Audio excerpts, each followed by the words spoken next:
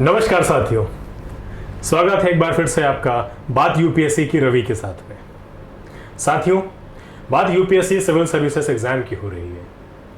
जैसा कि मैंने पहले भी आपको बताया है, मैं फिर आज दोहराना चाहूँगा।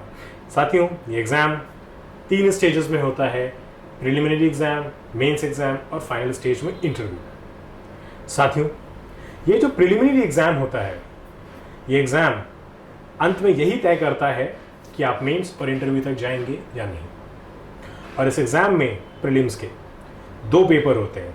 एक जीएस पेपर 1, जिसमें आपके कुछ स्टैटिक और करंट अफेयर्स के क्वेश्चंस पूछे जाते हैं, जैसे history, geography, polity, science tech, ecology, environment, economy और करंट अफेयर्स पूछे जाते हैं। दूसरा पेपर आपका होता है सीसैट का, यानी सिविल सर्विसेज एप्टीट्यूड टेस्ट।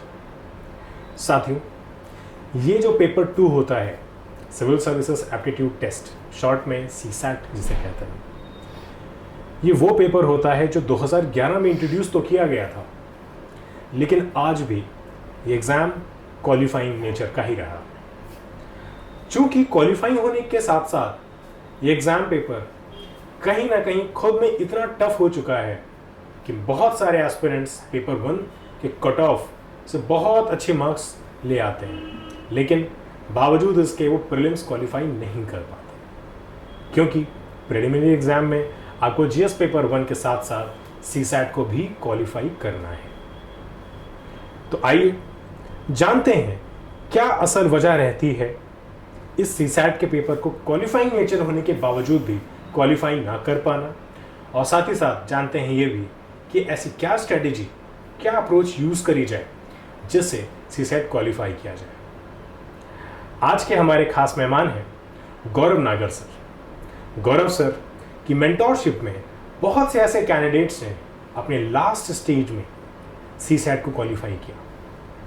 बहुत कम समय में और बहुत ही सॉलिड एटीट्यूड के साथ अपने इस एग्ज़ाम में अपीयर भी हुए कई सारे कैंडिडेट्स, जिन्होंने प्रीवियसली सीसैट को क्वालिफाई नहीं कर पाने की वजह से डर उनके अंदर बैठ चुका था।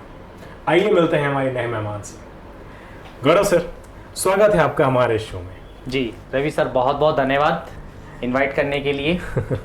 बिल्कुल जैसा आपने बताया कि सीसेट डेफिनेटली पिछले कुछ सालों में अगर हम देखें तो कैंडिडेट के लिए एक बड़ी चुनौती बन गया है जी। अगर हम बात करें, जैसा अभी आपने कहा कि प्रीलिम्स एग्जामिनेशन, बहुत ऐसे कैंडिडेट हैं जिन्होंने आंसर राइटिंग की तैयारी बहुत अच्छे से की है, जिनका जीएस पेपर 1 कट ऑफ से बहुत ज़्यादा मार्क्स से क्वालिफाई हुआ है। ऐसे ऐसे कैंडिडेट्स भी आपको मिल जाएंगे जिनके 120, 122 तक मार्क्स हैं जीएस पेपर 1 में, लेकिन सीसेट को वो क्वालिफाई नहीं कर पाए। बिल्कुल। अगर हम सीसेट को देखें कि असल वजह क्या है कि सीसेट की वजह से बच्चा क्यों प्रीलिम्स एग्जाम में फेल हो जा रहा है बार बार, क्योंकि पहला जो अप्रोच है बच्चे का, वो इसको ऐसा मान के चलता है कि ये केवल क्वालिफाइंग नेचर का एग्जाम है, तो मैं इसको लास्ट मोमेंट पे पढ़ूंगा और इस एग्जाम को क्वालिफाई कर लूंगा। ऐसा होता भी था 2011 से अगर हम 15 तक देखें तो वो काम चल भी जाता था, लेकिन जो पिछले कुछ सालों में, अगर 5 से 7 सालों में सर अगर मैं बात करूं, तो इस एग्जाम का जो पैटर्न बदला है और उसने जो बच्चों को परेशान किया है, तो अब डेफिनेटली सीसेट को हमें एक फाउंडेशन की, जैसे हम बैच पढ़ते हैं तो उस फाउंडेशन बैच के साथ साथ ही तैयार करने की जरूरत है, अगर हम पहली बार में ही इस एग्जाम में, प्रीलिम्स एग्जाम के लिए पहली बार में ही सफलता अगर हम प्राप्त करना चाहते हैं सर। बिल्कुल सही कहा सर। दरअसल साथियों, होता ऐसा है कि क्वालिफाइंग नेचर की वजह से, जैसा कि सर ने बताया, सभी एस्पिरेंट्स इस पेपर की प्रिपरेशन प्रीलिम्स से महज 15-20 दिन पहले या हार्ट टू हार्ट महीना भर पहले से स्टार्ट करते हैं। वो भी कोई टेस्ट सीरीज उठा ली, उसको लगा करके देखना शुरू कर लेते हैं, लेकिन कहीं ना कहीं फिर भी एक फियर रहता है। तो सर प्लीज़ हमें ये बताएं कि क्या स्ट्रेटेजिकल अप्रोच लेकर के चलना चाहिए इस सीसैट के पेपर को क्वालिफाई करने के लिए, क्योंकि 9:30 से 11:30 का पेपर देने के बाद में बच्चा काफ़ी एग्जॉस्ट हो चुका होता है। बिल्कुल सर। कई दिनों से उसने प्रॉपर नींद भी नहीं ली होती है, तो वो बचे हुए 3 घंटे 11:30 से 2:30 के बीच में बच्चों को आलस और गर्मी से झुलसा देते हैं। तो क्या स्ट्रेटेजी लेकर के चलना चाहिए कि 2:30 से 4:30 का ये सीसैट बिल्कुल कूल और काम माइंड के साथ दिया जाए तो क्वालिफाई भी हो सके? बिल्कुल सर, देखिए पहला अगर मैं बात करूं इस एग्जाम के लिए, जैसा आपने बात की कि एटमॉस्फेयर काफी मैटर करता है, कि कुछ बच्चे क्या है कि एग्जाम को ना उसी अगर एटमॉस्फेयर में हम प्रैक्टिस करें, जैसे हमें पता है कि हमें सीसेट का पेपर अक्सर जो एग्जामिनेशन होता है सर वो मई और जून के मंथ में होता है, जैसे इस बार जून में था, मोस्टली मई के मंथ में होता है और वो गर्मी का पीक टाइम होता है। बिल्कुल सर। तो हमें उससे पहले मेरे अकॉर्डिंग 4-5 प्रैक्टिस सेट या टेस्ट पेपर उसी एटमॉस्फेयर में उसी टाइमिंग में हमें जरूर अटेम्प्ट करने चाहिए हर एस्पायरेंट को, ऐसा मेरा सजेशन है पर्सनल, जो भी सीरियस एस्पायरेंट है। दूसरा कि अगर हम बात करें सीसेट के लिए टेस्ट सीरीज की, जैसे बच्चा मार्केट में अलग अलग तरह की टेस्ट सीरीज को फॉलो करता है, तो टेस्ट सीरीज पे बच्चा सबसे बाद में जाए, सबसे पहले अगर इस एग्जाम को हमें 100% श्योरिटी के साथ क्वालिफाई करना है, तो दोनों ही, अगर मैं जीएस पेपर 1 के लिए भी बात करूं और जीएस पेपर 2 के लिए भी बात करूं, तो अगर कोई मुझसे पूछे कि सर आप बेस्ट टेस्ट सीरीज मार्केट में सजेस्ट करें तो कौन सी टेस्ट सीरीज जो है वो बेस्ट होगी, तो मैं हर एक बच्चे को सजेस्ट करूंगा कि वो है आपका प्रीवियस ईयर क्वेश्चन। बिल्कुल सर। प्रीवियस ईयर क्वेश्चन अगर आप लगा लेते हैं तो डेफिनेटली कि किस पैटर्न पर सीसेट के अंदर प्रश्न आ रहे हैं, क्वेश्चंस जो पुट अप किए जा रहे हैं, चाहे वो क्वांट सेक्शन के अंदर हो, रीजनिंग सेक्शन के अंदर हो, जैसे अभी मैं डिटेल में ये सब चीजें भी हम डिस्कस करेंगे कि किस सेक्शन को हमें किस तरह से अप्रोच करना है, क्योंकि हर एक एस्पायरेंट की क्वालिटी अलग है, किसी का कॉम्प्रिहेंशन वाला पार्ट बहुत स्ट्रॉन्ग है, किसी का क्वांट सेक्शन बहुत स्ट्रॉन्ग है, तो अब सबके लिए सेम स्ट्रेटेजी नहीं हो सकती सर, सबको अपनी स्ट्रेंथ के अकॉर्डिंग अलग अलग अपनी क्वालिटीज के अकॉर्डिंग ही अपनी स्ट्रेटेजी फॉलो करनी होगी। बिल्कुल सर। सर जैसा कि आपने कहा कि बच्चे टेस्ट सीरीज को प्रेफर करने से पहले प्रीवियस ईयर क्वेश्चंस की तरफ जाएं। अल्टीमेटली सर मैंने कई एस्पिरेंट्स को देखा है और उन्हें समझाया भी है कि आपको किसी कोचिंग इंस्टीट्यूट की टेस्ट सीरीज को क्वालिफाई करके इस एग्ज़ाम से पोस्ट नहीं मिलने वाली। आप सिविल सर्वेंट बनना चाहते हैं तो आपको अल्टीमेटली यूपीएससी के प्रीवियस ईयर क्वेश्चंस को क्वालिफाई करना पड़ेगा, और बेस्ट है आप प्रीवियस ईयर क्वेश्चंस को अच्छे से थरोली देखिए, क्योंकि वो सेट जो क्वेश्चन पेपर्स हैं उसको सेट यूपीएससी ने ही किया है। बिल्कुल सर, जैसे अगर हम बात करें इस सीसैट की, तो इसमें 3 सेक्शंस होते हैं मेनली, आपका रीडिंग कॉम्प्रिहेंशन और क्वांट जिसे मैथ्स कहते हैं और रीजनिंग। सर इसमें क्या स्ट्रेटेजी लेकर के चलें, क्योंकि ज़्यादातर बच्चों की मैथ्स, जैसा कि मैं बच्चों से जब मुखातिब होता हूँ एस्पिरेंट से, तो वो कहीं ना कहीं कहते हैं कि सर हमने 10th के बाद मैथ्स नहीं पढ़ी या पढ़ी भी है तो सर वो हैबिट में अब नहीं है। बिल्कुल। तो क्या ऐसा स्ट्रेटेजी लेकर के चलें कि क्योंकि ये क्वालिफाइंग है, तो क्या प्लान इनका रहना चाहिए मैथ्स के लिए, रीजनिंग या रीडिंग कॉम्प्रिहेंशन के लिए? हमारे एस्पिरेंट्स को प्लीज़ बताइए सर। देखिए सबसे पहले तो सर जो आपने बात की अभी कि मोस्टली स्टूडेंट ऐसे होते हैं जिनके पास क्लास 10 तक मैथ्स होता है, उसके बाद उन्होंने मैथ्स पढ़ी नहीं होती, मतलब वो या तो ह्यूमैनिटीज ले लेते हैं, कुछ आपके जो हैं कॉमर्स बैकग्राउंड में चले जाते हैं, या अदर कोई स्ट्रीम वो चूज करते हैं। तो अगर मैं बात करूं सीसेट की, सर सीसेट में जो 80 to 90% क्वेश्चन है ना क्वांट के अंदर, वो केवल क्लास 1st से लेके 8th क्लास तक का स्टैंडर्ड है केवल। जैसे अगर हम यूपीएससी की तैयारी करने आते हैं तो सबसे पहले सर हमें सजेशन दिया जाता है कि एनसीईआरटी को पढ़ो। बिल्कुल बिल्कुल, मैं भी यही कहूंगा कि एनसीईआरटी को ही फॉलो कीजिए।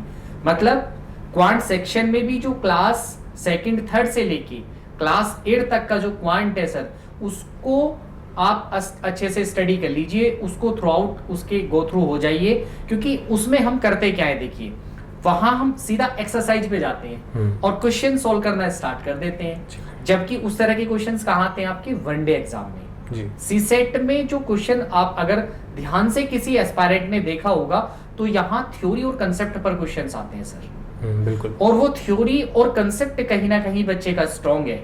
अगर बच्चे को क्वेश्चन दिए जाएंगे सॉल्यूशन के लिए तो शायद वो उसको सॉर्ट आउट कर देगा। जैसे कि मैंने बात की कि 2011 से 15 का जो पेपर था सीसेट का, वो इसी तरह का था। लेकिन अभी अगर हम 2019 के बाद का बात करें, 2020, 21, 22, 23 का जो एग्जामिनेशन, जैसे अभी माना भी जाता है और है भी डेफिनेटली कि 2023 का जो सीसेट हुआ वो अब तक का सबसे टफेस्ट सीसेट हुआ सर। बिल्कुल। कुछ लोगों का ऐसा भी मानना है कि 2024 का जो सीसेट था वो बहुत इजी आया। लेकिन अगर हम ओवरऑल बात करें सर, जैसे 3 सेक्शन इसके अंदर है, तो उसमें अगर हम रीजनिंग के सेक्शन की बात करें तो 2011 से लेके 2023 का आप कोई भी क्वेश्चन पेपर उठा लीजिए, उसमें रीजनिंग का सेक्शन इजी टू मॉडरेट ही रहा है और वो आने वाले टाइम में भी वैसा ही रहने वाला है। हाँ, पहले वेटेज ज्यादा था रीजनिंग का, अब डेफिनेटली क्वांट का और कॉम्प्रिहेंशन का वेटेज ज्यादा है। अगर सबसे ज्यादा मैं बात करूं तो डायरेक्ट इनडायरेक्ट सबसे ज्यादा जो सेक्शन यानी सबसे ज्यादा जो पोर्शन है वो क्वांट का है आपका वेटेज के हिसाब से सर। लेकिन अब हर बच्चे की स्ट्रेंथ भी अलग है, बिल्कुल, है ना। अब कुछ बच्चे ऐसे हैं जिनका क्वांट सेक्शन बहुत स्ट्रॉन्ग है, चलो वो तो क्वांट सेक्शन को कर लेगा, लेकिन वो बच्चा क्या करेगा जिसका क्वांट तो वीक है लेकिन उसका कॉम्प्रिहेंशन तो स्ट्रॉन्ग होगा। तो हमें जो स्ट्रेटेजी बनानी है ना वो इस अकॉर्डिंग बनानी है। जैसे अगर हम इसको तीनों सेक्शन में डिवाइड करें तो लगभग 25 to 27 question sir reading comprehension के होते हैं इसके अंदर जी जी, और अप्रोक्स 10 टू 12 क्वेश्चंस होते हैं आपके रीजनिंग सेक्शन के, और बाकी के जितना भी रिमेनिंग पोर्शन होता है वो होता है आपका क्वांट का। दैट मींस रीजनिंग का पोर्शन बहुत कम है। हाँ, रीजनिंग का पोर्शन कम है, लेकिन सर वो जो है ना मार्क्स वहां से गेन किए जा सकते हैं जी, मार्क्स गेनिंग है वो जी। क्यों। लेकिन बच्चा क्या करता है कि बच्चा स्टार्टिंग में ही टफ क्वेश्चन में फंस जाता है, बिल्कुल, जैसा कि इस बार भी हुआ। 2024 में 2 अलग अलग सेट थे, सेट ए सेट बी। अब जिस बच्चे के पास वो वाला सेट आया जिसमें डेटा सफिशिएंसी स्टार्टिंग में थी, तो डेफिनेटली वहां फेल होने वालों की संख्या एस्पायरेंट की ज्यादा रही होगी, और है भी वो अगर हम डेटा एनालाइज करेंगे। और जिनका डेटा सफिशिएंसी वाला पोर्शन बाद में था, तो उनका क्या है कि उनको उस स्ट्रेंथ में जो बच्चे हैं वहां पर ज्यादा स्ट्रेंथ रही होगी, क्योंकि वहां जब उस एग्जाम हॉल में हम बैठते हैं और उस 2 घंटे को यूटिलाइज करना और उस प्रेशर को हैंडल करना भी बड़ी बात है। मैं ऐसे कई एस्पायरेंट को जानता हूं जिनकी क्वांट बहुत स्ट्रॉन्ग है, जिनका रीडिंग कॉम्प्रिहेंशन बहुत स्ट्रॉन्ग है, उसके बावजूद भी वो इस बार सीसेट क्वालिफाई नहीं कर पाए, जबकि जीएस पेपर 1 में 110 प्लस कई एस्पायरेंट के मार्क्स हैं सर। तो कहीं ना कहीं सर इस सीसैट में ये 2.5 से 4.5 का जो पेपर है, इसमें कुछ एक्स्ट्रा सुपीरियर स्ट्रैटेजीज लेकर के जानी होती है जो मॉर्निंग शिफ्ट के एग्जाम में हम नहीं अप्लाई करना चाहते या नहीं करना चाहिए। जी बिल्कुल, आपने सही कहा सर कि यदि 4 सेट होते हैं ए बी सी डी, अगर सेट ए में कॉम्प्रिहेंशन पार्ट मिला तो चांसेस हैं इजी होंगे, रीजनिंग मिल गया तो भी इजी हो गया, यदि मैथ्स मिल गया, डेटा सफिशिएंसी मिल गया तो बच्चे उसमें उलझ जाते हैं। तो ऐसे सिचुएशन में मेरे ख्याल से यही बेस्ट रहता है, क्वेश्चन स्विच करो। हाँ, देखिए इस बिल्कुल मैं डेफिनेटली वही बात करने वाला था कि इस एग्जाम को क्वालिफाई करने के लिए मैं 2-3 चीजें एस्पायरेंट को बताना चाहूंगा।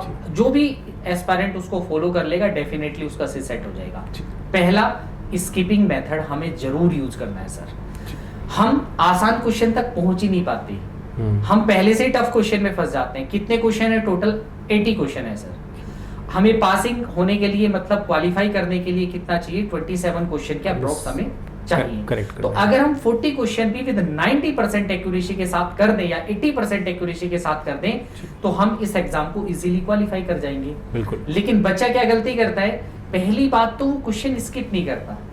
पहला क्वेश्चन आया, नहीं हुआ, सेकंड क्वेश्चन पर स्किप करेगा, थर्ड, फोर्थ, जैसे ही वो 5 to 6 क्वेश्चन स्किप करेगा वो रुक जाएगा। मैंने तो पहले 5-6 क्वेश्चन मुझसे हुए ही नहीं है, तो आगे मैं पेपर कैसे अटेम्प्ट करूंगा? तो मैं बच्चों को ये सजेस्ट करता हूं कि भले ही आपसे स्टार्टिंग में क्वेश्चन नंबर 50 हो, स्टार्टिंग के 49 क्वेश्चन आपसे नहीं हुए, डेफिनेटली यू कैन स्किप, क्योंकि आपको तो आसान क्वेश्चन निकालने हैं। जैसे अभी अभी मैंने बात की कि 2023 का जो क्वेश्चन पेपर था वो अब तक का सबसे टफेस्ट पेपर था, लेकिन उसमें भी अगर आप ध्यान से देखेंगे तो रीजनिंग के और कुछ क्वांट सेक्शन के अप्रोक्स 15 क्वेश्चन तो उसमें भी बहुत आसान मिल जाएंगे आपको। बिल्कुल। और जो बच्चा उन तक पहुंच गया उस बच्चे ने क्वालिफाई किया। दूसरा, हमें सेक्शन के अकॉर्डिंग नहीं, हमें अपनी स्ट्रेंथ के अकॉर्डिंग अटेम्प्ट करना है पेपर को। जिसका आपका रीडिंग कॉम्प्रिहेंशन स्ट्रॉन्ग है, तो अगर 27 क्वेश्चन है, 25 क्वेश्चन है, मतलब 25 to 27 क्वेश्चन है, तो उसको कोशिश करनी है अपना स्कोर जो है ना, मतलब अपना एक्यूरेसी वो 22 क्वेश्चंस तक, 23 क्वेश्चंस तक लेके जाए, मतलब 20 प्लस उसका एक्यूरेट होना चाहिए अगर वो टोटल अटेम्प्ट करता है। तो अगर किसी बच्चे का वहां पोर्शन वीक है तो वो क्वांट में ज्यादा कर ले। और रीजनिंग का जो 12 क्वेश्चन है सर, आप कोई भी प्रीवियस ईयर पेपर उठा के देखेंगे तो उसमें 7 to 8 क्वेश्चन ऐसे मिलेंगे जो बहुत इजी होंगे, जिनको बच्चा देखते ही कर देगा, थोड़ा सा उसमें एफर्ट लगाएगा और वो हो जाएंगे। बस उन क्वेश्चन तक बाय स्किपिंग मेथड उन क्वेश्चंस तक पहुंचना बड़ी बात है। उस एग्जामिनेशन में उस जो वो प्रेशर है ना एग्जाम का, उसको हैंडल करके उन क्वेश्चन तक पहुंचना बड़ी बात है। जो ये चीज फॉलो कर लेगा एस्पायरेंट, डेफिनेटली वो सीसेट क्वालिफाई कर जाएगा। बिल्कुल सर, बिल्कुल सर। प्रीलिम्स हो या मेंस हो, क्वेश्चन पेपर कितना भी टफ क्यों ही ना हो, उसे क्वालिफाई भी किया जाता है और उसकी जो कट ऑफ मार्क्स होते हैं उसको भी क्वालिफाई करके मेरिट में बच्चे आते ही आते हैं। कभी ऐसा नहीं हुआ कि क्वेश्चन पेपर टफ हो जाने की वजह से लोगों ने एग्ज़ाम क्वालिफाई ना कर पाए। सिलेक्शन हर साल होते हैं, लेकिन बात असल में ये होती है कि क्या अप्रोच लेकर के चलनी चाहिए। और जैसा कि आपने बताया कि हमें कोई रिजिड स्ट्रैटेजीज के साथ नहीं जाना चाहिए कि अगर मुझे मैथ्स नहीं आती है तो मैं बिल्कुल भी मैथ्स के क्वेश्चन टफ सोच करके अटेम्प्ट ही ना करूं। मुझे बिल्कुल एक फ्लेक्सिबल थॉट के साथ जाना है और मैथ्स के अगर 30 क्वेश्चंस भी पूछे गए हैं बेयर मिनिमम, तो उसमें से 5 से 7 क्वेश्चन डूएबल होते ही होते हैं। बिल्कुल। और यही चीज़ हमारा रीडिंग कॉम्प्रिहेंशन में भी होता है। हाँ, स्ट्रेंथ और वीकनेस पे अगर हम बात करें तो कुछ बच्चों के लिए स्ट्रेंथ, जैसा कि आपने बताया कि क्वांट होती है, किसी की रीडिंग कॉम्प्रिहेंशन होती है। रीजनिंग एक ऐसा सब्जेक्ट है जो शायद दोनों के लिए एडवांटेजेस स्कोरिंग है दोनों के लिए। बिल्कुल सर।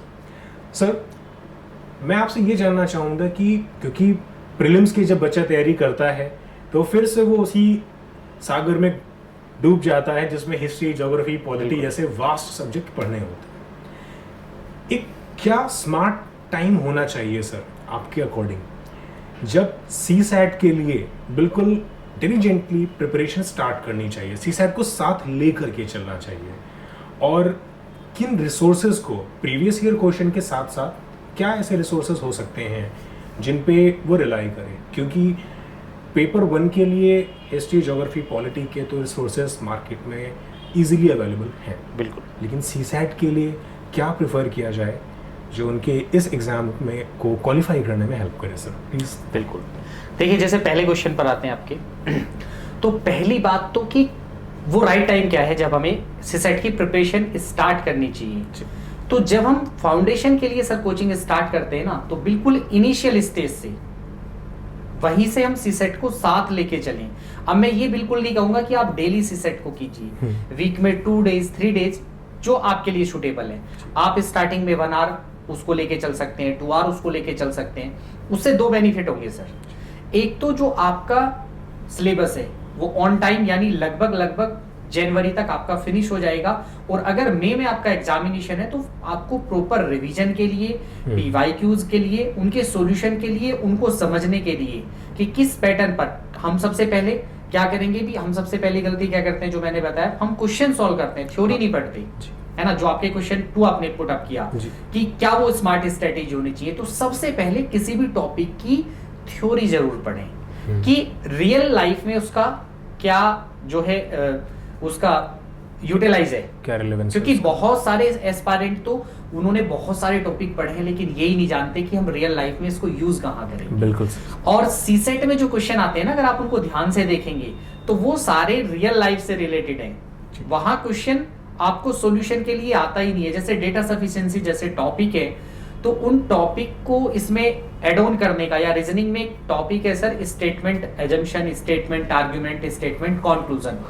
उस टॉपिक का सीधा सीधा मतलब है किसी भी एस्पायरेंट की डिसीजन मेकिंग चेक करना, कि आप डिसीजन मेकिंग पावर आपकी कैसी है, आप कैसे डिसीजन किस सिचुएशन में लोगे। क्योंकि वहां भी जब आप एग्जामिनेशन हॉल में बैठे हो, वहां पे डेफिनेटली प्रेशर है आपके ऊपर, और उस प्रेशर में भी एक सही डिसीजन लेना और राइट अप्रोच के साथ, तो वो बड़ी बात है। दूसरा कि आप स्टार्टिंग से, जो मैंने बताया कि स्टार्टिंग से सीसेट को स्टार्ट कीजिए, वीक में 2 दिन 3 दिन सिलेबस को कवर अप कीजिए, और पीवाईक्यूज को जितनी बार आप कर सकते हैं, डेफिनेटली आप जितनी बार पीवाईक्यूज को करेंगे ना। मैं ये जीएस पेपर 1 के लिए भी बताना चाहूंगा एस्पायरेंट को कि जीएस पेपर 1 में भी सेम स्ट्रेटेजी अगर आप फॉलो करेंगे, हालांकि टीचर्स आपको बेहतर तरीके से बता पाएंगे जीएस पेपर 1 में, लेकिन पीवाईक्यूज वहां भी आपके लिए मस्ट है, क्योंकि आपने टॉपिक पढ़ लिया सर हिस्ट्री ज्योग्राफी का या क्वांट सेक्शन का सीसेट का मैं बात करूं, लेकिन उस पर बेस्ड यूपीएससी कैसे क्वेश्चन पुट अप करेगा। जैसा कि कहा जाता है कि यूपीएससी क्वेश्चन रिपीट नहीं करता, क्वांट सेक्शन में भी नहीं करता। जैसे वनडे एग्जामिनेशन में होता है ना कि क्वेश्चन रिपीट होते हैं, क्वेश्चन रिपीट नहीं होते, पैटर्न सेम रिपीट होता है, थीम रिपीट होती है, थीम रिपीट होती है, कंसेप्ट रिपीट होता है। लेकिन हम क्या पढ़ते हैं, बच्चा क्या पढ़ता है, बच्चा क्वेश्चन पढ़ता है, वो थीम नहीं समझता। जो थीम समझता है वो हर बार क्वालिफाई करता है, क्योंकि कुछ फिक्स थीम है। आप पिछले 5 साल का 7 साल का पेपर एनालाइज कर लीजिए, कुछ फिक्स पैटर्न है, कुछ फिक्स कंसेप्ट हैं जिन पर बार बार क्वेश्चन आ रहे हैं। तो वो कब हमें पता चलेंगे, जब हम पूरा पीवाईक्यू को गो थ्रू कर लेंगे। जी बिल्कुल। तो जैसा कि कई एस्पिरेंट्स का कहना ये भी है सर कि कॉम्प्रिहेंशन पार्ट इजी होने के साथ साथ साल दर साल टफ होता जा रहा है। जहाँ से बच्चों के पहले तो प्री हो जाया करते थे, सीसेट क्वालिफाई हो जाता था यदि वो मैथ्स को या क्वांट सेक्शन को स्किप करते थे मेजॉरिटी में और उसको सब्स्टिट्यूट कर लेते थे कॉम्प्रिहेंशन में, लेकिन बावजूद इसके कॉम्प्रिहेंशन भी टफ होता जा रहा है। तो सर कॉम्प्रिहेंशन को कवर अप करने के लिए क्या स्ट्रेटजी अपनाएं? क्या न्यूज़पेपर रीडिंग या उस पर वर्क किया जाए या उसके अलावा और कुछ भी किया जाए जिससे रीडिंग उनकी इम्प्रूव हो और इस रीडिंग कॉम्प्रिहेंशन पार्ट में हेल्प मिले? देखिए रीडिंग कॉम्प्रिहेंशन की सर अगर मैं बात करूं तो रीडिंग कॉम्प्रिहेंशन जो बाकी एग्जामिनेशन के अंदर आता है, जो सीसेट के अंदर आता है, वो एकदम अलग है। यहाँ पर जैसे आप देखोगे वहां एक बहुत बड़ा पैराग्राफ होता है, जैसे 2011-12 में होता था सीसेट के अंदर भी एक सिंपल सा पैराग्राफ दिया, उसी पर 5-6 क्वेश्चन 10 क्वेश्चन भी कई बार पुट अप कर लिए गए। लेकिन अभी क्या है, सिंगल पैराग्राफ 3 to 4 लाइन का, 5 लाइन का मैक्सिमम, और उस पर स्टेटमेंट आर्गुमेंट बेस्ड क्वेश्चंस आता है। उसका थीम वो पूछता है, सेंट्रल आइडिया पूछता है ना, सेंट्रल आइडिया पूछता है, इस तरह के क्वेश्चंस। यानी उसने क्या है कि वो एक तरह से उसमें हम कह सकते हैं कि स्टेटमेंट आर्गुमेंट एक तरह से वो एनालिटिकल मोड में लेके जा रहा है उसको। तो उसके लिए हमें सबसे पहले तो हम रीडिंग कॉम्प्रिहेंशन के लिए जैसे अपना जो ग्रामेटिकल पोर्शन है उस पर तो हमें काम करना ही, हमारी रीडिंग स्किल तो अच्छी होनी ही चाहिए डेफिनेटली। उसके अलावा हमारा एनालिटिकल अप्रोच या किस थीम पर क्वेश्चन बार बार आ रहे हैं, उसके लिए मैं वापस से वही चीज कहूंगा कि पीवाईक्यूज आप फॉलो कीजिए। वहां से आपको एग्जैक्ट आइडिया लगेगा कि क्वेश्चन किस थीम बेस्ड आ रहा है, तो किस तरह से क्वेश्चन पुट अप किया गया है। क्वेश्चन स्टेटमेंट आर्गुमेंट से रिलेटेड आ रहा है पैसेज में, तो वो किस तरह से क्वेश्चन पुट अप किया गया है। तो उसका एग्जैक्ट आइडिया के लिए आप पीवाईक्यू को फॉलो कीजिए। जितनी बार आप उसको फॉलो करेंगे, जितनी बार उसको आप रिवाइज करेंगे, अटेम्प्ट करेंगे, आपका जो अप्रोच है वो क्लियर होता चला जाएगा और आपके क्वालिफाई करने के चांसेस ज्यादा से ज्यादा हो जाएंगे। सर कई एस्पिरेंट्स का ये भी कहना होता है कि सर जीएस पेपर 1 तो बहुत अच्छा गया और उसकी कट ऑफ भी क्वालिफाई हो जाएगी, लेकिन सीसैट हम अटेम्प्ट नहीं कर पाए, हम सारे क्वेश्चंस अटेम्प्ट नहीं कर पाए और इस वजह से इस बार हमारा सीसैट रुक जाएगा। तो सर क्या स्ट्रेटजी बच्चे ऐसी अपनाएं, स्पीड पे क्या ऐसा वर्क करें कि एटलीस्ट वो 45 to 50 क्वेश्चंस तो अटेम्प्ट कर ही लें उन 2 घंटों में? बिल्कुल, जैसे अगर हम बात करें कि ये स्पीड का एग्जाम है ही नहीं जी, टाइम जो बच्चा कहता है कि टाइम ही नहीं बचा मेरे पास, तो ये टाइम बाउंड टाइम तो वहां इतना है। अगर सर मैं बात करूं ना, अगर अच्छे से आप इस एग्जाम को, क्योंकि पेपर वहां डिफर करता है, जरूरी नहीं है हमारा रीजनिंग कॉम्प्रिहेंशन सेक्शन ही आसान आएगा, क्वांट टफ आएगा। कई बार ऐसा भी हो सकता है क्वांट टफ आ जाए और रीडिंग कॉम्प्रिहेंशन इजी आ जाए।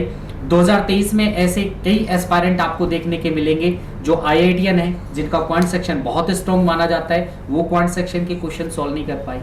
तो इस बात को तो हम नहीं कह सकते डेफिनेटली कि जो क्वांट सेक्शन जिसका स्ट्रॉन्ग है एग्जामिनेशन में वो सारे क्वेश्चन अटेम्प्ट कर देगा क्वांट की। हो सकता है कॉम्प्रिहेंशन उससे आसान आ जाए, वो कॉम्प्रिहेंशन में ज्यादा अच्छा करते, तो वहां में एग्जाम के अकॉर्डिंग अपने आप को स्विच कर लेना है, बैलेंस कर लेना है। दूसरा, अगर टाइम की बात करें तो टाइम बाउंड बिल्कुल नहीं है, हमें स्ट्रेटेजी सही रखनी है। जैसे हमें 80 क्वेश्चन करने ही नहीं है, हमें क्वेश्चन ही 40 करने हैं।